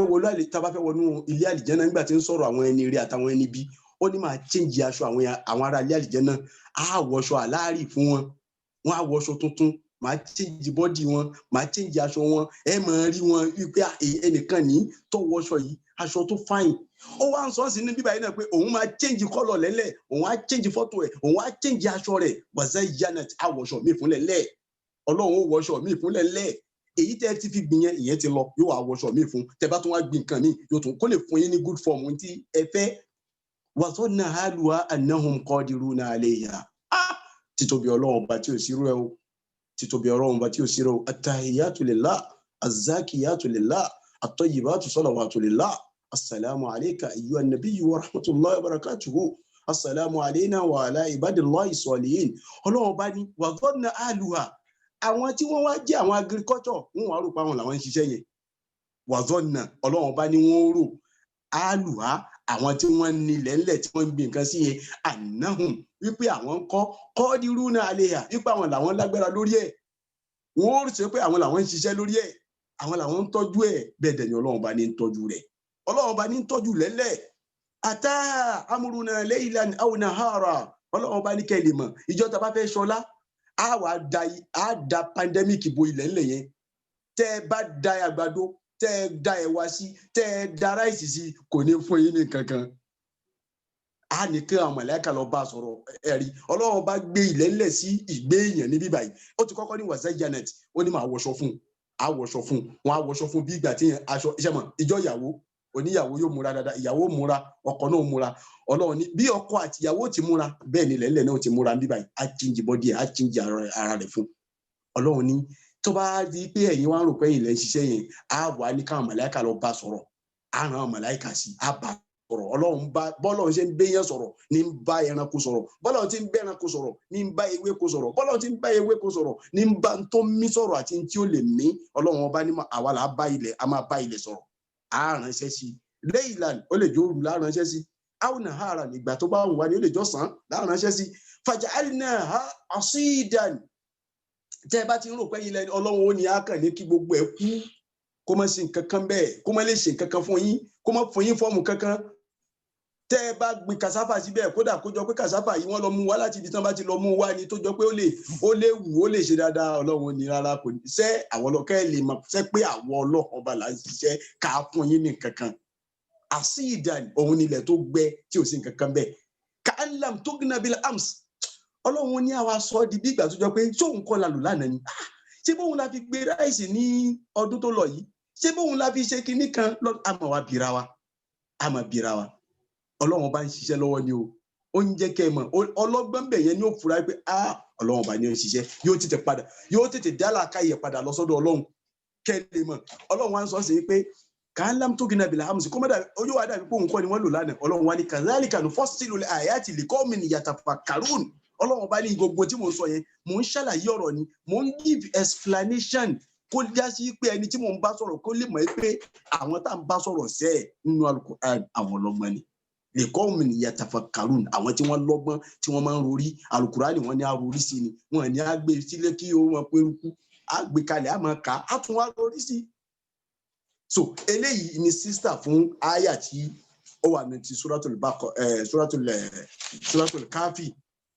tó ẹni tó wá jábúrò tiẹ̀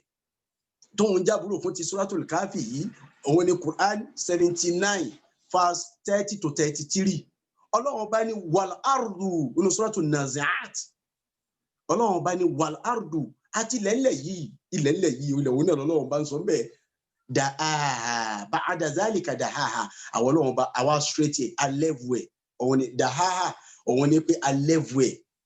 àṣẹ ó straight àtẹ pẹrẹsẹ fún wọn akhraja minha ilẹ̀ yẹn àwa ni kó máa jáde à ń mú jáde àwa Ọlọ́run là ń mú jáde ńbẹ kó sọmi kì í ṣe yín èèyàn àwọn Ọlọ́run bá là ń mú jáde fún yín bẹ́ẹ̀ mọ́ àhá àní kó máa fún yín lómi tẹ́ bá fẹ́ mú mi yóò fún yín lómi wa mar'aha omi lèyí táwọn èèyàn mu tẹranko náà tó mu wa mar'aha mar'a òun ni àwọn nǹkan tí àwọn ẹranko máa ń jẹ ẹ̀wù bá àwọn ayà yẹn ṣe ń jọra wọn ẹ̀wù bó ṣe kíní síra wọn ẹ̀yin wọn nǹkan tẹranko tó máa ń jẹ so Ọlọ́run bá ní wal jibala arsa'a àwa ṣe òkè àwọn mountains àwa fi di ilẹ̀ ńlẹ̀ mú kó má bàa jì mọ́ yín lẹ́sẹ̀ kó má jì mẹ́yìn ọmọ èèyàn lẹ́sẹ̀ kó má dẹ̀ má jì mọ́ àwọn ẹranko yín àwọn nǹkan tẹ́ ń sìn àwọn nǹkan ọ̀sìn yín kó má jì mọ́ wọn lẹ́sẹ̀ Ọlọ́run wa ni mata'an lakum gbogbo tá a ṣe yẹn o a ṣe ní ìgbádùn fún yín ni wal an'amikum àti fún àwọn nǹkan ọ̀sìn yín àti fún àwọn nǹkan ọ̀sìn yín ẹ̀wọ̀ ọlọ́run ọba títóbi ọlọ́run ọba tí ò sírú ẹ̀ títóbi ọlọ́run ọba tí ò sírú ẹ̀ o tó ẹ wo nǹkan báyìí nísìn ọlọ́run ọba ní fàásìbà ṣíìmọ̀n àwa láwa di atẹ́kùn sí gbogbo tá a ṣe yìí á di atẹ́kùn sí tẹ̀sírún ríyà yóò máa tì sọ́tún yóò máa mì sọ́tún yóò máa mì sósì wa kana Allahu ala kulli shay'in muqtadira ọlọ́run ọba ni mo ṣe bẹ́ẹ̀ kẹ́ ẹ lè mọ̀ pé èmi sẹ́ alẹ́ mi ọlọ́run ọba èmi ni mò ń ṣe nǹkan kan èmi ni mò ń ṣe nǹkan kì í ṣe yìí ọ̀bí ni mò ń ṣe nǹkan kò ń ṣe yìí ọlọ́run ti kọ́ ti agbára àwọn ọmọ èèyàn ó kọ́ tiẹ̀ ń bẹ̀ yẹn pé sẹ́ ẹ̀ ní nǹkan kan bẹ́ẹ̀ ó fi tẹ̀kìdírù gbogbo iṣẹ́ yẹn ó dà sọ́dọ̀ rẹ̀ ó wá ní àlìmáàlù owó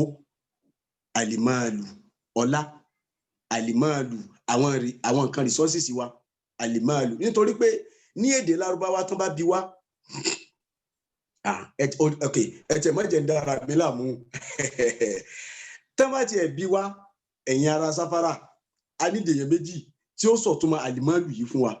ipe tán bá sọ pé àlìmáàlù kí ni túmọ̀ ẹ̀ kí ni tẹ́ ẹ mọ̀ sí afẹ́yàn méjì ẹnìkan nu ọkùnrin ẹnìkan nu obìnrin tán bá bí wá nítorí gbogbo àyà gbogbo tá à ń tún yìí náà tẹ́lẹ̀ ẹ ṣáà ti mọ̀ tẹ́lẹ̀ kò jẹ́ tuntun but kí ni tán bá bí wá pé àlìmáàlù kí náà ń pè ní máàlù ọ̀yá bisimilayi. Assalamu alaikum wa rahmatullahi wa barakatuhu. Almanu albanu zinnata dunya. So the wealth, the property, the assets, all the things that human beings have. Nǹkan tó yẹ pé owó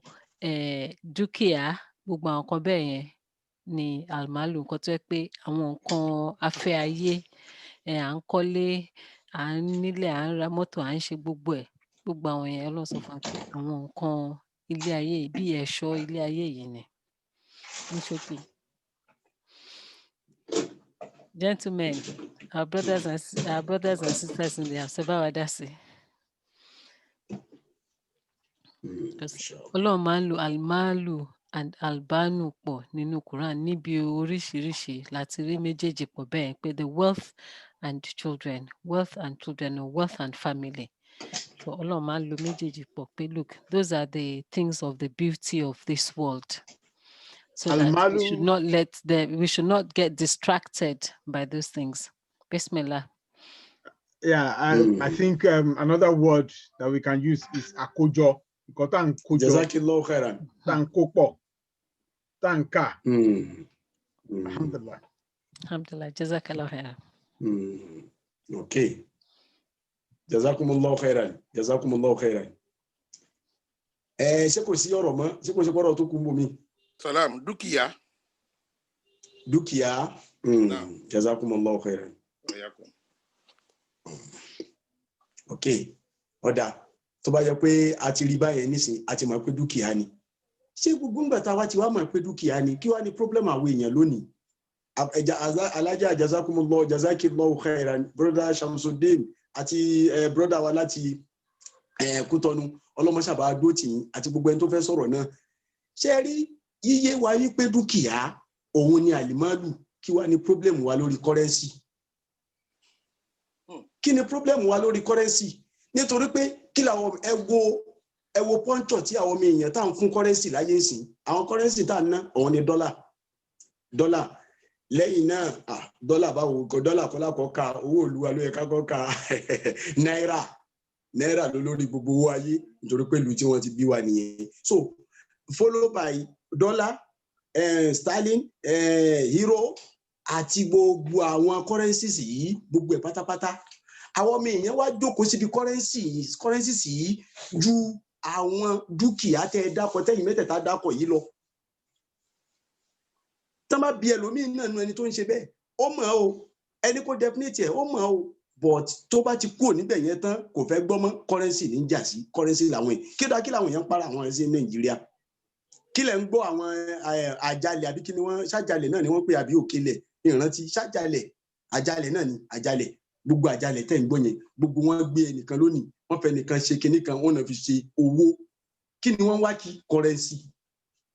àwọn ọmọ èèyàn jókòó síbi currency àgbàgbé dúkìá gangan ní ti ń jẹ́yàn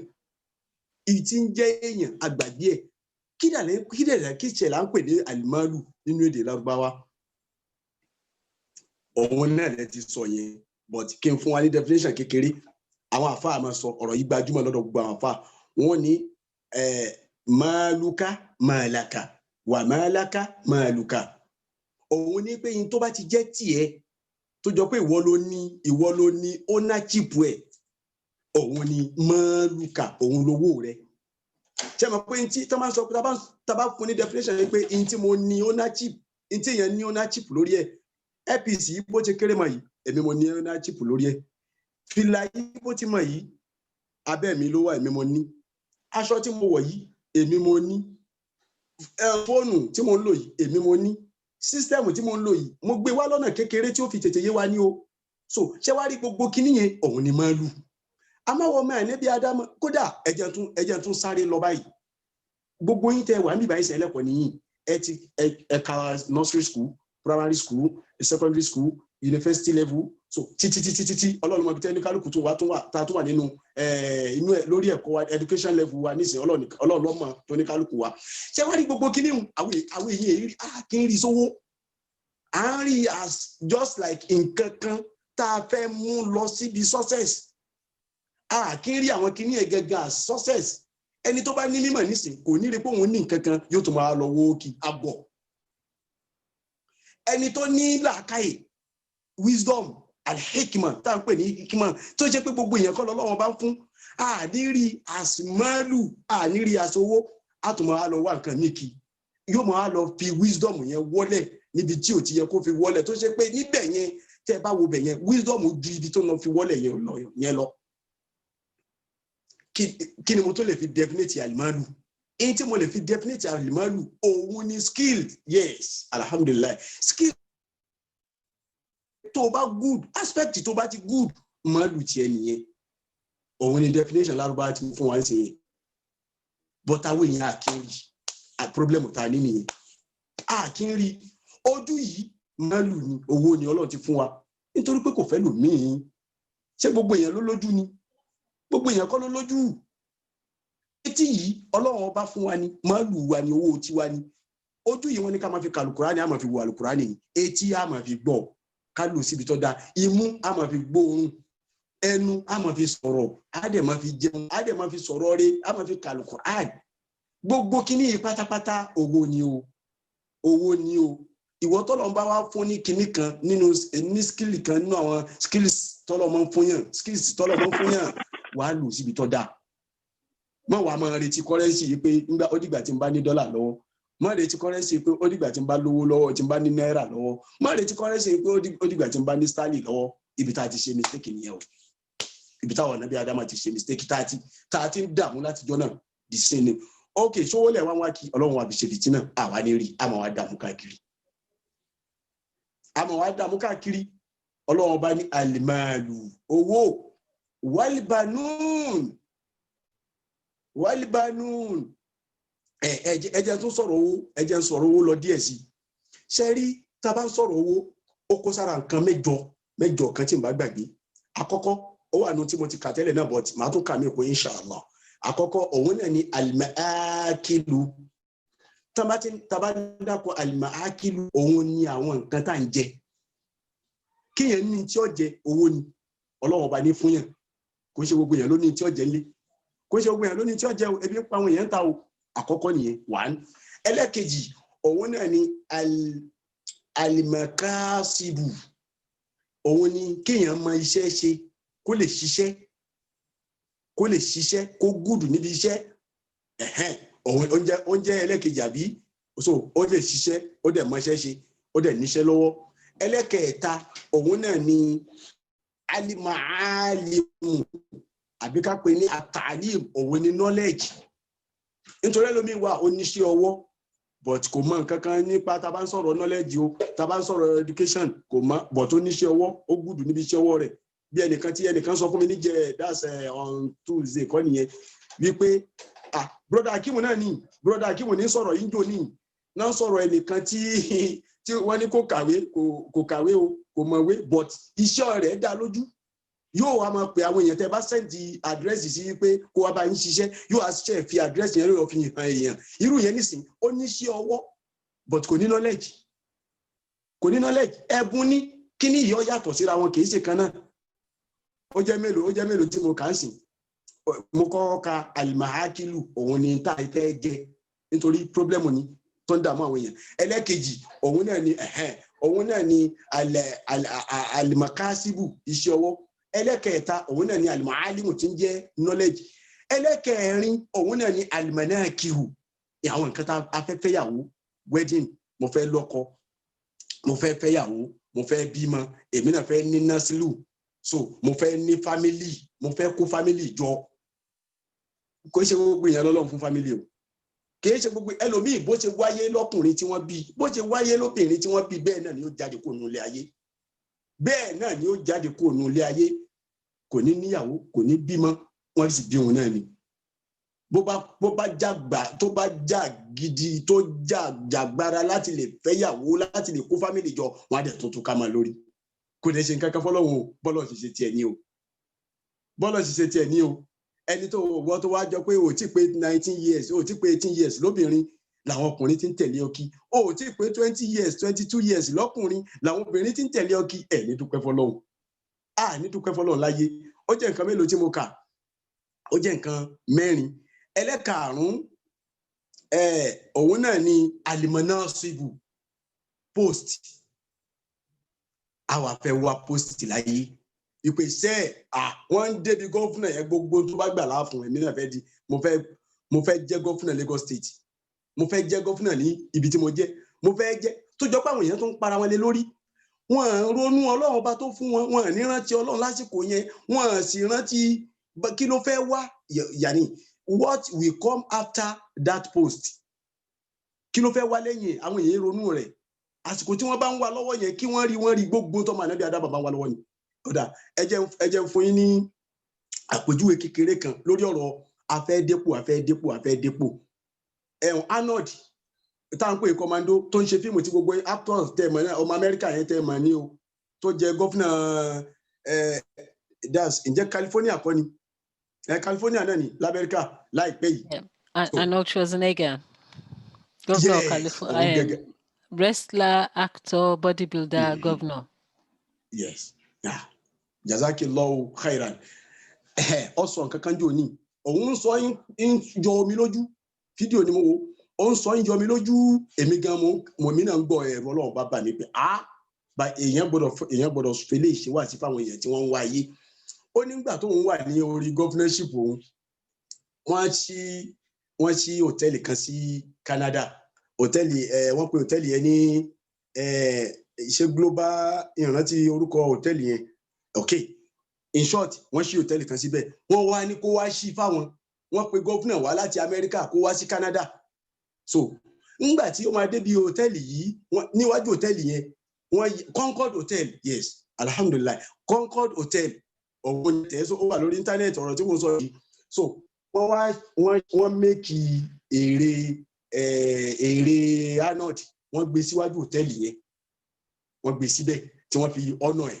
so èrè yẹn wà níbẹ̀ o so àsìkò tó ń wá ìgbà tó ń wá bá wọn ṣí tán àsìkò tó ń bá wá travel tó ń bá lọ sí tírìn bá gbà òun tó ń lọ sí Canada òun wọ hòtẹ́ẹ̀lì yìí òun jáde tí ó sì kankan tí wọ́n níbi ìwọ́n ní kankan tí wọ́n tún wọn náà òun tí wọ́n ń kí òun kí lòun forí oyè lẹ̀ sí tóun kúrò lórí oyè ní Amẹ́ríkà ní California òun ìrìn wá pa òun dọ́kan lòun gba Canada lọ òun bá débi hòtẹ́ẹ̀lì yìí lòun fẹ́ wọlé no ọ̀lẹ̀ wọlé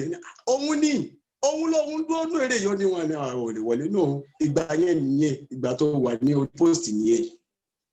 ìgbà tó wà lórí post nìyẹn àmọ́ nísìn tó bá wọ bíbá yìí wọ́n bá bẹ̀rẹ̀ sí ka òfin kalẹ̀ fún un wàá ṣe kinní kan wàá gbọ́dọ̀ fíìlì ìwé kan ó gbọ́dọ̀ ṣe kinní kan ọ̀rọ̀ yẹn jọ̀rọ̀ ẹ̀rín àmọ́rọ̀ ẹ̀kún ni ṣé nílé ayé yìí náà ipò ní o this is post táwọn tó máa ní ọba anábẹ́ Ádámù táwọn kúlé lórí táwa tún ní rí i pé Ọlọ́run ṣoore fún wa tó ní rí i pé Ọlọ́run bá ṣoore fún wa Ọlọ́run wá jókòó wájú hòtẹ́ẹ̀lì yẹn náà lòun ronú pé àṣebáyé ṣe rí nì ẹ̀wọ̀n kan ó jẹ́ nǹkan mélòó tá a kà ó jẹ́ nǹkan 5 so ìrántí 3 tó kù ni àti ka alimakasiru àti ka alimana ó wá kù alimana fihàn àwọn nǹkan tó ṣàǹfààní fúnra mi àwọn skills tí ọmọ ànábì Ádámù máa ń ní òun ni irú èyí tí mo kà lẹ́ẹ̀kan pé knowledge. So kéèyàn ní knowledge náà làákàyè Ọlọ́run bá oore ní o kò ṣe gbìyànjú Ọlọ́run bá fún o kéèyàn mọ ọ̀rọ̀ dá sí kò wá onílàákàyè nísìnyí tọ́lọ́run fún nílàákàyè tó mọ ọ̀rọ̀ dá sí tó sì mọ ọ̀rọ̀ gbé kalẹ̀ tó sì jọ pé tẹ́ bá béèrè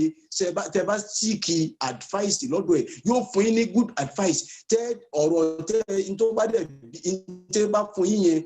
ibi success ni ó já sí kò wá ní rí bí nǹkan yóò wá máa lọ fira rẹ̀ wọlé lábẹ́ olówó yóò ìwà kọ́rẹ́sì kì so ẹlẹ́kẹ̀ẹ́fà nìyẹn ẹlẹ́kẹ̀ẹ́je òun náà ní alimadafihun ibi tí gbogbo wa ń kú sí ìyẹn náà odidi lòun náà alimadafihun yẹn ní ká máa wá kí là ń pè protection wípé kaburu má ṣe mí kí nǹkan kan má ṣe mí ṣe rí tá bá tiẹ̀ ń sọ tá bá gbé ọ̀rọ̀ protection tá bá gbé ní ẹjẹ́ ń pín sí ọ̀nà méjì a mú ìkan yìí pé èyí tó ṣe déédéé geography àwa Yorùbá àti èyí tó ṣe déédéé geography gbogbo ilé ayé tó kù nísìn Europe kí ni protection wọn ìbọn bomb àwọn atomic bombs òun ni protection lọ́dọ̀ tiwọn ọlọ́pàá àwọn ìran ọlọ́pàá brigade gbogbo àwọn nǹkan tí wọ́n ń lò so security tiwọn nìyẹn àmọ́ ilẹ̀ Yorùbá àwa náà ní gbogbo kìíní yìí o ọmọ Yorùbá ò tún wọn Yorùbá ẹlòmíì kódà mùsùlùmí mi ó pípẹ́ ẹ kó lọ sí ọ̀dọ̀ babaláwo kí wọ́n máa gbé kinní kan ní mọ́jọ́ kù lára rẹ o ó ti gbàgbé Ọlọ́run ọba níbo ló wà ìjọ tó lóyún ìjọ tó wà nínú oyún lọ́dọ̀ ìyá rẹ̀ kí ni lò ńjọ́ náà kí ni protection tó lò ńjọ́ náà ibi protection yẹn Ọlọ́run ló mọ táwọn èèyàn ń ṣe bẹ́ẹ̀ Ọlọ́run nìkan ló mọ tí àwọn èèyàn ń ṣe lórí ẹ̀ especially ilẹ̀ Yorùbá wa táwọn èèyàn ti di ẹlẹ́bọ wọ́n ti di olóṣà lórí pé a fẹ́ wá protection ni ìfẹ́ ká burú ṣe mí ni ìfẹ́ wọn wá sọ fún yín pé gba ọtí lò díẹ̀ gba ẹlẹ́dẹ̀ yìí pig tọ́lọ́run kọ̀ fún wa tí ò fẹ́ yóò wá lóyún ṣèbí kákan lò díẹ̀ náà ni ṣèbí tí bá kàn ti fi díẹ̀ tí bá ti ta díẹ̀ sọ́nà fún náà ni wọ́n ní kò ṣàṣe pé màá mú àmupara lórí ẹ̀ tẹ bá wá bí pé kí ló dé ẹmu tí ni yóò ní àná mi mú mo kàn wá díẹ̀ a fi ṣe protection kan náà ni protection náà Ọlọ́run náà ní àwa protection ẹ̀wọ̀n kan so ẹlẹ́kẹ̀ẹ́je kọ́ nìyẹn so ẹlẹ́kẹ̀ẹ́jọ ìrántí gbogbo méjèèjì tí mo wá kàkalẹ̀ yìí nísìn owó ni o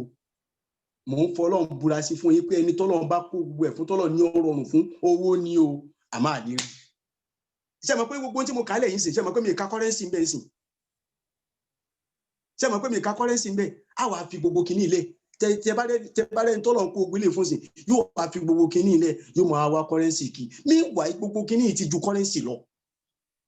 ó ti ju náírà lọ ó ti ju dọ́là lọ ó ti ju stanley lọ ó ti ju euro lọ ó ti ju sefa lọ so gbogbo kinní pátápátá òun ni alimalu walibanun Ọlọ́run wá ní àwọn ọmọ àtàwọn ọmọ yín tẹ̀ ń kó kí tẹ̀ ń para yín lórí pé èmi náà fẹ́ bímọ mo fẹ́ níyàwó mo fẹ́ ní fámílì Ọlọ́run ní àtowó gbogbo àwọn nǹkan tá a kánú owó yẹn walibanun àtàwọn ọmọ albanun bóyá òwò ló bí fúnra rẹ̀ bóyá wọ́n fi sí ọlọ́dọ̀ bóyá ọmọ rẹ̀ náà ló bí tó ń jẹ́ grandma àbó ń jẹ́ grandpa gbogbo ohun tó léwu kó jẹ́ tó ọmọ ṣàǹjọmọ rẹ̀ àtowó àtọmọ Ọlọ́run bá ní zinatul ayati dunya Ọlọ́run ní ẹ̀ṣọ́ ilé ayé lásán ni o ẹ̀ṣọ́ ilé ayé lásán ni o kí lọ́lọ́run pè ẹ̀ṣọ́ ilé ayé lásán ni o ẹ̀ṣọ́ lásán tán bá dẹ̀ ti pè nǹkan ní ẹ̀ṣọ́ lásán ṣe mọ̀ pé tá bá nísìn ẹ̀ṣọ́ tèmi nísìn mo ti múra yìí mo ti ṣẹ̀ṣọ́ tán lójú ara mi báyìí mo dé fìlà tí wọ́n fi mọ̀ pé àfáà ni mí mo dẹ̀ wọṣọ jàlábíà tí n bá ti kúrò lórí sáfárà ń sìn ó ṣeé ṣe kó jọ pé kinní yìí ò ní tẹ́ mi lọ́rùn mọ́ ibi kí n bọ́ọ̀lẹ̀ bóoru ni ó mọ̀ mú mi ní o bí kò ní yé mi ń bọ̀ àti fìlà ń bọ̀ gbẹ̀ kalẹ̀ ń wà wọ nǹkan mi ìjà ń pé kan tó bá àsìkò yẹn mu kí ni lásìkò yìí sìn mo ṣẹ̀ṣọ́ nìyẹn so ìtumọ̀ ẹ̀ ni wípé ẹ̀ṣọ́ fúngbà díẹ̀ ni níta bá ti pè lẹ́ṣọ́ fúngbà díẹ̀ ni ó fi hàn pé ilé ayé yìí náà fúngbà díẹ̀ ni á padà kú ó ń bẹ́ẹ̀ á fi ilé ayé lẹ̀ á lọ àwọn ọmọ ànábì ádámù á lọ àwa jókòó sí ilé ayé bí ìgbà tá à ní lọ mọ́ àjókòó síbẹ̀ bí ìgbà tá à ní lọ mọ́ ẹ̀rí ọlọ́run pe àlìmọ́lù àti bàánú àtọmọ àtìyàwó àtowó àti ọmọ ó pè wọ́n ní zina bíbáyìí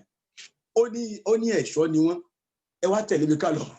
kẹ́ lè mọ̀ pé kò jẹ́ nǹkan kan wájú Ọlọ́run ẹ tẹ̀lé mi ká lọ sínú Quran 8:28 Ọlọ́run bá ní wa'lamu a'udhu billahi minash shaitanir rajim wa'lamu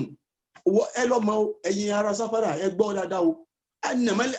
annama amwalukum ipe àwọn owó yín tẹ́ ń kójọ gbogbo àwọn nǹkan tí mo kà lẹ́ẹ̀kan yẹn gbogbo àwọn nǹkan tẹ́ ń kójọ tí mo kà lẹ́ẹ̀kan yẹn o wa auladukum àtàwọn ọmọ yín tẹ́ ń bí fitna ó ní fìtínà ni o báwo ni ó ṣe ń jẹ́ fìtínà ṣe ráwọn nǹkan méje tá a kà yẹn gbogbo ẹ̀ pátápátá yẹn tí yẹn bá ti wá ń lọ síbi tí tọ́lọ́wọ́n ọba ọ̀fẹ́ tí wọ́n fi ń ṣe lọ́hùn ó ti di fìtínà. ok ẹ tẹ̀jẹ́ wá gbé pé ó da èèyàn ò lọ síbi tọ́lọ́wọ́n ọ̀fẹ́ gan èèyàn ń lọ sójú ọ̀nà tọ́lọ́hùn ṣé ma olówó tó lówó ọlọ́lá tó lọ́lá tí ò bá múra dáadáa àsìkò ẹ̀sìn ó máa bọ́mọ lọ́wọ́ díẹ̀díẹ̀ ìwà ó máa bọ́mọ lọ́wọ́ díẹ̀díẹ̀ ìjọmọlúàbí ó máa bọ́mọ lọ́wọ́ tí mẹ́tẹ̀ẹ̀ta ìbàdàn ti bọ́ lára ọmọ ènìyàn kò sí ti ń jẹ́yàn mọ́ tó bá ti kó tó ti pé ẹ̀sìn ti bọ́ ìwà ti bọ́ ọmọlúàbí ti bọ́ kí ló kù kòròfo lásán ló kù lára ọmọ èèyàn nítorí pé àsìkò tá a bá lówó yẹn ni ìwọ ọmọ ànábì Ádámù gẹ́gẹ́ máa ń wá á padà sọ̀rọ̀ al-insan human wal-insaniyatu àti humanity tá a bá débi àyà rẹ̀ níwájú lọ́hùn pẹ̀lú gọlọ́hùn pé àwọn oníwà lára ọmọ èèyàn tọ́lọ́ fi pè wá ní humanity. So ọlọ́run wá ní nísìn fìtínà ni àtọ́ ọmọ nísìn ọmọ tó bá dásìkò tá a fẹ́ ṣe kínní ọmọ mi láàmú pariwo yóò gbẹ̀sì lọ́wọ́ wa ọmọ mi yóò gbà wá lọ́wọ́ wa ẹ má bá mi ní ọmọ mi o ẹ má ṣe kínní kan o tó gbé ọmọ lórí o gbé owó lórí o gbé ọlá lórí o gbé gbogbo nǹkan tó ní o wá gbé sórí ọlọ́run wá ní gbogbo tó gbé sórí ẹ̀hún kí lọ́lọ́run pé ọlọ́run ní fitna wallahu indahu ajrun azim àmọ́ tí yẹn bá lọ sójú ọ̀nà tọ́lọ́run ọlọ́run lóhun wọ́n sẹ̀san rẹ̀ padà òun ọlọ́run ní máa ṣẹ̀san padà ọ̀dọ̀ ẹ̀san bẹ lọ́dọ̀ èmi ọlọ́run bá tí máa fún yín àmọ́ tẹ́ ẹ bá lọ sójú ọ̀nà èmi ọlọ́run bá ní o ọlọ́run wá tún wá sọ fún wa nínú Quran Suratu Tagabun Quran 64 verse 14 kọ́ nìyẹn tí n bá gbàgbé ó dà pé verse 14 náà ni yes 14 náà ni ọlọ́run bá ní yá ayú alladhina amanu mo pé gbogbo ẹ̀yin tí ẹ gbà fáwọn ọlọ́run bá tẹ́lẹ̀ gbà fáwọn ọlọ́run bá inna min azwajikum àwọn ìyàwó yín tẹ̀ ní tó ń pariwo ìyàwó mi my dear I love you ìyàwó ni òjò ráyè tọ́lọ́hun àbí wọn náà ń pariwo ọkọ mi ní òjò ráyè tọ́lọ́hun ọlọ́run ní gbogbo wọn yẹn wa auladikum àtàwọn ọmọ yín tẹ̀ ń bí adúgbò alákùn ọ̀tá ni wọ́n jẹ́ fún yín adúgbò tọ́lọ́wọ́n bá wí bí pé wọ́n máa jọ́ta fún wa yìí sí tútù rẹ̀ tá a bá fẹ́ tu ọya káàkiri ọyẹ̀ka ọ̀tá àti ilé ayé ni àbọ̀tá àtijọ́ gbèdé àlìkìyàmọ́ àmọ́ wa bìíra wa ọ̀tá níbi tá a bá sọ pé ọ̀tá àtayé nìsín Ọlọ́run jọ kó ṣàánú wa kó má fọmọ wa ṣọ̀tá wa kó má fẹ́ bí wa ṣọ̀tá wa kó má fàwọn ará wa ṣọ̀tá wa báwo lọmọ tí ń jọ́ta fún bàbá nígbà tó ẹwọ ọmọ ànábì Nuhu alayhi salatu wassalam ẹwọ ọmọ ànábì Nuhu alayhi salatu wassalam nísìn ọmọ jọ́ta fún bàbá rẹ̀ ọmọ jẹ́ ọ̀tá fún bàbá rẹ̀ òun nù nítorí pé ọ̀tọ̀ ní tí bàbá rẹ̀ ṣe ọ̀tọ̀ ní tóun ṣe àfi mú àpèjúwe wá ni bẹ́ẹ̀ náà làwọn ọmọ míì láyé ń bíbà yìí so àdúgbò alákùn fahadharuhum ọlọ́run bá ní ẹ ṣọ́ra fún wọn wọ́n lè gbé yín kó lọ lọ́hùn o bí ọkùnrin kan tí Ìmáàmù Ibn Jawzi tó pìtàn rẹ̀ nínú tírà rẹ̀ Ìmáàmù Ibn Jawzi pìtàn ọmọkùnrin kan ó ní bàbá yìí ìyàwó rẹ̀ kú ọgbọ́n ọmọ tó bí àwọn ọmọ rẹ̀ kú ó wá kú ọmọ kan fún ọmọ kan tó wá kù yìí ọmọ yìí ń ṣe alápatà àwọn tí wọ́n ń pẹran ta ni so bàbá yìí wá ní òun gbé ẹ̀yìn ìlú ọmọ yìí á máa kúrò nílé láti ọ̀dọ̀ bàbá yìí yóò máa lọ sí inú ìlú láti lè lọ ta ẹran tó bá dalẹ̀ yóò padà wá bá bàbá rẹ̀ gbogbo bí ṣe ń lọ tí ń bọ̀ yẹn lẹ̀rù ń ba bàbá yẹn ẹ̀mí bàbá yẹn ò balẹ̀ ń ṣe sùjádà ní ìṣẹ́jú kọ̀ọ̀kan ní pé ọlọ́run ní mọ́mà jẹ́ kọ́ máa yí lọ ṣe nǹkan kí nǹkan lẹ́yìn mi mọ́mà jẹ́ ó da ẹ̀sìn mi mọ́mà jẹ́ ó da àárín mi àti ọlọ́run bá rú lásìkò ànábì Mùsá kọ́ ni ìtàn náà tí n bá gbàgbé ó ti pẹ́ díẹ̀ tí mo ti kà kọ́ lọ́mọ́ṣà bá ń kẹ́ Ìmáàmù Ibn Jawzi ó wá ní ìgbà tí ó yá ọlọ́run wá rán ànábì Mùsá alayhi salatu wassalam wípé kí ó lọ sọ́dọ̀ bàbá yẹn kó lọ mọ wípé àwọn ẹni èmi àwọn ẹni èèyàn tó tún kù tí wọ́n ń sin mi Ọlọ́run ọba kánẹ́bì Musa lọ mọ̀ wọ́n nígbà tí ànẹ́bì Musa wá dọ́dọ̀ bàbá yẹn ànẹ́bì Musa wá kí bàbá náà gbà ilé yìí ò ní nǹkan kan lé tálíkà paraku ni bàbá yẹn wá ń sọ fún ànẹ́bì Musa pé bẹ́ẹ̀ ni tálíkà ni wá nítorí pé bàbá náà Ọlọ́run ṣe nǹkan fún púpọ̀ tálíkà ni wá àmọ́ nǹkan kan bà mí lẹ́rù Ọlọ́run ẹ̀wọ̀ ànẹ́bì Musa mo fẹ́ kó bá ń bẹ lọ́hùn mo bí ọmọ kan àwọn ọmọ tí mo bí pọ̀ àmọ́ ẹyọ kan ló ṣẹ́kù nínú wọn ìyàwó mi náà ti kú èmi nìkan mo kù pẹ̀lú ọmọ yìí jẹ́ nìkan tí máa ń lọ ta ẹran láàrin ìlú bàǹbẹ̀lọ́ má jẹ́ kó ọmọ yìí ṣe kan bàǹbẹ̀lọ́ kó ṣàánú mi kó má jẹ́ kó ọmọ yìí ṣe kèfèrí nítorí kèfèrí tó bá ṣe èmi náà ní padà jíru ọmọ yìí dọ̀tá mi nu mi sì fẹ́ kó dọ̀tá mi fẹ́ ká dọ̀tá jọ gbéǹde àlìkìyámà ọ̀rẹ́ ni mo fẹ́ ká ṣe. Ànábì Musa ibi tí Ànábì Musa ti ń ru eléyìí ká Ànábì Musa tó dọ́dọ̀ bàbá yẹn níjọ́ yẹn Ànábì Musa ńgbà tí ń bọ̀ tó gba àárín ọjà ó rí táwọn kan léra wọn ń pariwo ẹ mú ẹ ṣe kékeré kan ẹgbẹ́ wo àwọn kan léra wọn lọ́tọ̀ ní o ńgbà tí wọ́n máa ju ọ̀bẹ àwọn tí wọ́n ń lé ẹni tí wọ́n ń lé wọ́n ju ọ̀bẹ tí wọ́n fẹ́ ju ọ̀bẹ fẹ́ ẹni tí wọ́n ń lé ọmọ bàbá yìí lọ́bẹ ẹ̀ bá ọmọ ẹ̀ bá kú Ànábì Musa rí wọn bẹ́ẹ̀ ńgbà tí ó kàn án ó kú bẹ́ẹ̀ ló fi lọ́dọ̀ bàbá yẹn ńgbà tí bàbá yìí wá sọ fún Ànábì Musa pé kó bá òun bẹ lọ́hùn ìgbà tí bàbá yìí wá bẹ ìgbà tí Ànábì Musa wá bẹ lọ́hùn tán Ọlọ́run ti gbọ́ Ànábì Musa ní ẹ júwe ọmọ náà fún mi bàbá yìí wá júwe ọmọ ó wá jẹ́ bí ọmọ tí wọ́n ti pa so ìtọ́lọ́ndẹ̀ fẹ́ ká Ànábì Musa rí bẹ̀ náà nìyẹn ìgbà tí Ànábì Musa wá tún fún un báyìí pé tó bá jọ pé ọmọ tẹ́ rí nìyí o mo mọ̀ rí nǹkan báyìí bàbá yìí bá ṣe sùjádà fọ́lọ́run ló bá forí kanlẹ̀ pé yes alhamdulillah Ànábì Musa wá wò pé òun dúpẹ́ ni ó ní bẹ́ẹ̀ ni o ó ní tí ń bà mí lẹ́rù látijọ́ tí mo ṣe ń ṣẹ̀sìn fọ́lọ́run òun náà nìyẹn pé kí lọmọ yìí ó ṣe lẹ́yìn mi tí n bá kú tán kí lọmọ yìí ìgbà tó ti wá lọ síwájú mi yìí ẹ̀mí mi ti balẹ̀ ń ṣe pé kò sí kèfèrí kan èmi àti ọmọ yìí aṣọ rẹ̀ ń jọ gbé di àlìkìyámà ẹ̀wò ìmọ̀ nìyẹn Ànábì Musa gan ṣe mọ̀ Ọlọ́run wá ń sọ fún Ànábì Musa pé ìmọ̀ ni tí mo fẹ́ kó rí nù akànṣe yín lánàbì ni àwọn èèyàn ń bẹ tí wọ́n ní mọ̀ ní fẹ́mi Ọlọ́run ọba Ìmáàmù Ibn Jawzi òun ló pa ìtàn náà ọlọmọṣàbà kẹ́ Ìmáàmù Ibn Jawzi ó ní wà ọ̀làdùkún fàdárùmù Ọlọ́run ni ẹ ṣọ́ra fún wọn wà ń tà fún tẹ́ ẹ bá wá yọ̀ǹda wà tẹ́sífàwù tẹ́ ẹ dẹ̀ gbójú lára wọn tẹ́ ẹ fèsì wọn tẹ́ ẹ fi Ọlọ́run kọ́ wọn tẹ́ ẹ fọ Ọlọ́run mọ̀ wọ́n wọ́n tẹ́ kí fírù tẹ́ ẹ sì ń foríjì wọn tẹ́ bá ṣẹ̀ tẹ́ ń foríjì wọn tẹ́ ń tọ́ wọn pẹ̀lẹ́pẹ̀lẹ́ tẹ́ falùkùránì mọ̀ wọn tẹ́ fàdísì anábì mọ̀ wọn fa inna Allaha ghafurur rahim Ọlọ́run foríjì ẹ̀yin náà yóò bá wọn tọ́jú yín síbi yóò bá yín tọ́jú wọn síbi tẹ́ fẹ́ innama amwalukum àwọn ọmọ yín wa auladukum fitna Ọlọ́run tó pè wọ́n fìtínà bó ti pè wọ́n fìtínà bẹ́ẹ̀ wallahu indahu ajrun azim Ọlọ́run wá sọ nínú Quran èyí tó kàn kí ó tó kàn òun náà ní Quran 63 suratul munafiqun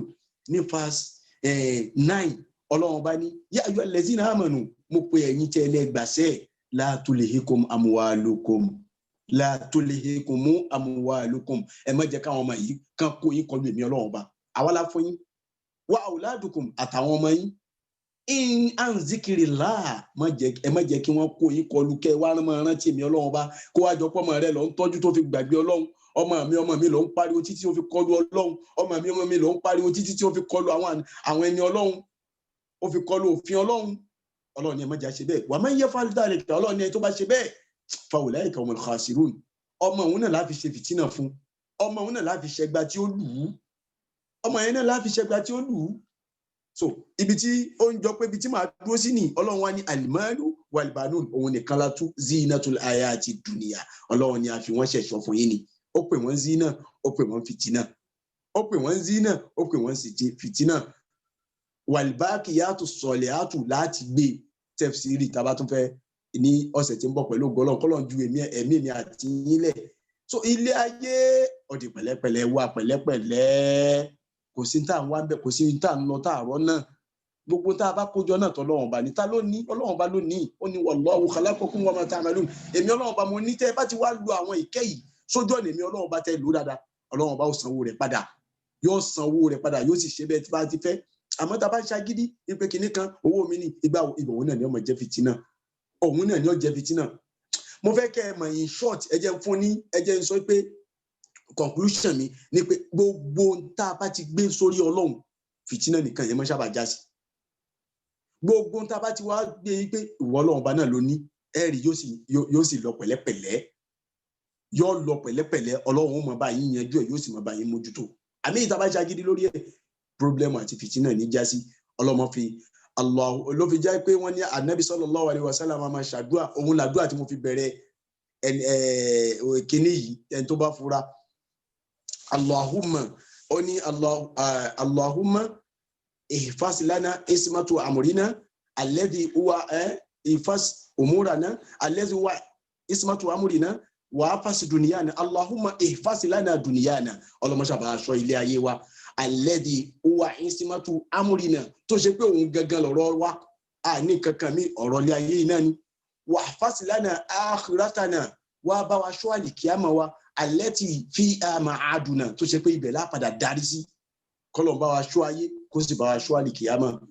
so attahiyatu lillah azzakiyatu lillah at-tayyibatu salawatu lillah assalamu alayka ayyuhan nabiyyu wa rahmatullah wa barakatuhu assalamu alayna wa ala ibadillahi salihin subhana rabbika rabbil izzati amma yasifun wa salamun ala al-mursalin walhamdulillahi rabbil alamin amin. Amen. Assalamu alaikum. Jazakallah khaira, Ustaz. As Yoruba say, ọ̀rọ̀ pọ̀ nínú ìwé kọ́bọ̀. May Allah, out of His infinite mercies, of all the things He has blessed us with, may Allah help us to use all of those things in ways that please Him, that brings us closer to Him, and in ways that please Him. And may Allah protect us from getting distracted by this temporary world. And may Allah make our children, our family, and all the things that Allah has provided for us, may they be a witness for us and not against us. And may Allah protect us and protect them as well. Amen. Amen. Ya Rabbal Alamin. I mean, we're talking of Surah Kaf here, verses 45 and 46 about, the things of this world that are only temporary. They're fleeting, not everlasting. When we look at that, you see, and I think there are lessons to learn. I mean, Almighty Allah is very wise. Alhamdulillah, subhanallah wa bihamdihi. He's put a lot of parables within the Holy Quran for people of wisdom, people of understanding, so that they can understand the message and live by it. When we look in Surah to Qasas, there's the story of Qarun, where Almighty Allah has given a lot of wealth. He was using them, to do good things, but at some point he became arrogant with his wealth. Allah blessed him abundantly. That Allah talks in Surah to Qasas, verse 76 and verse 76 and 77, where he describes the wealth that the keys to his safe were carried by men, because of the weight of it. So if the keys are that heavy, so you can imagine the wealth itself. What does the wealth look like? So Allah talks about all of those things that he was blessed abundantly. But then the people kept reminding him, be gentle,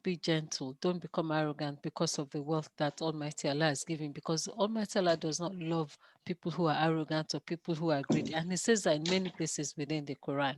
So not to let those things distract us from worshiping Almighty Allah, which is our purpose in this world. But then one of the things that Ustaz mentions when he talks about all those things that Allah,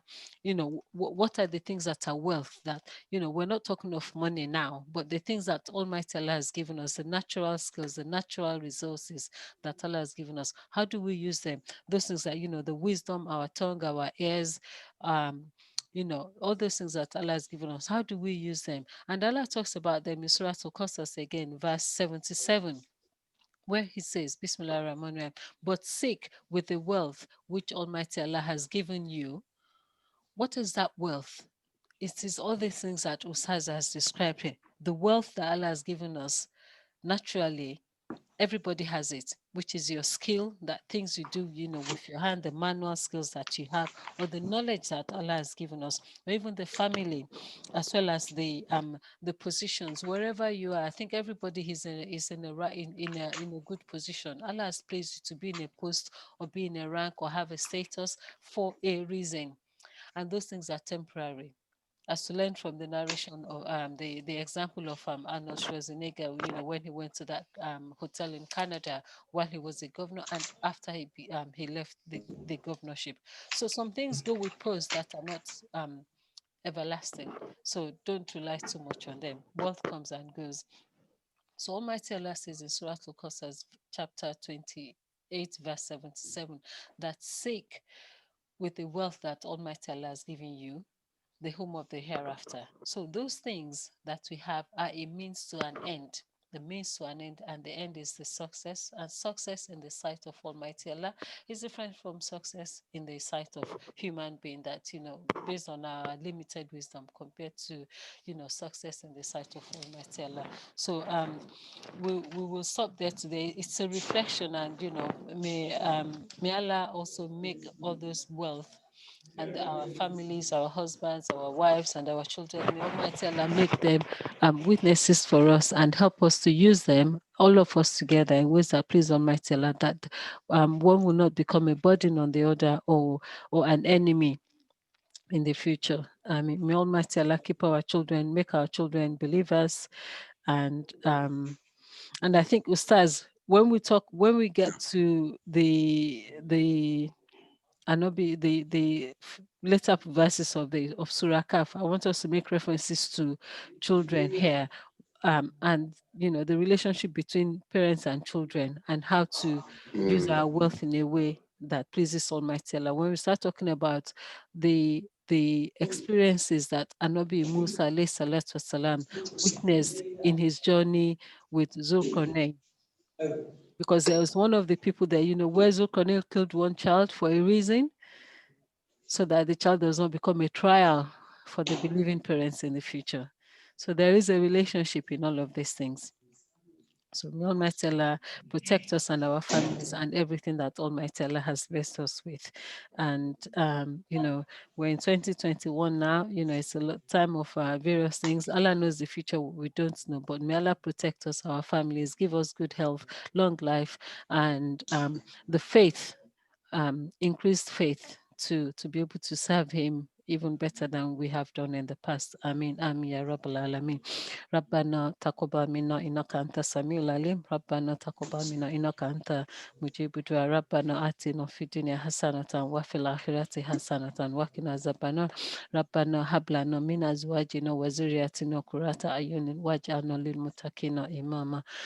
ربنا تقبل منا إنك أنت السميع العليم. اللهم صل على سيدنا محمد وعلى آل سيدنا محمد كما صليت على سيدنا إبراهيم وعلى آل سيدنا إبراهيم إنك حميد مجيد. اللهم بارك على سيدنا محمد وعلى آل سيدنا محمد كما باركت على سيدنا إبراهيم وعلى آل سيدنا إبراهيم في العالمين إنك حميد مجيد. سبحان ربك رب العزة عما يصفون والسلام على المرسلين والحمد لله رب العالمين. Amen. Assalamu alaikum. Jazakallah khaira. We will meet again on Monday, inshallah, to continue the Shama'il. And I think the Shama'il that we have, that's the one that we're going to use it to round it up. So please come along. Everybody should bring people to come along, because we're going to talk about the miracle and the gift that Almighty Allah has given Prophet Muhammad sallallahu alaihi wasallam,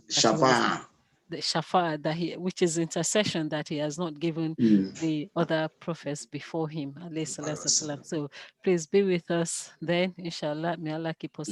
alive beyond then. Amin, amin, ya Rabbal Alameen. Assalamu alaikum wa rahmatullahi wa barakatuhu. Wa alaikum assalam wa rahmatullahi wa barakatuhu.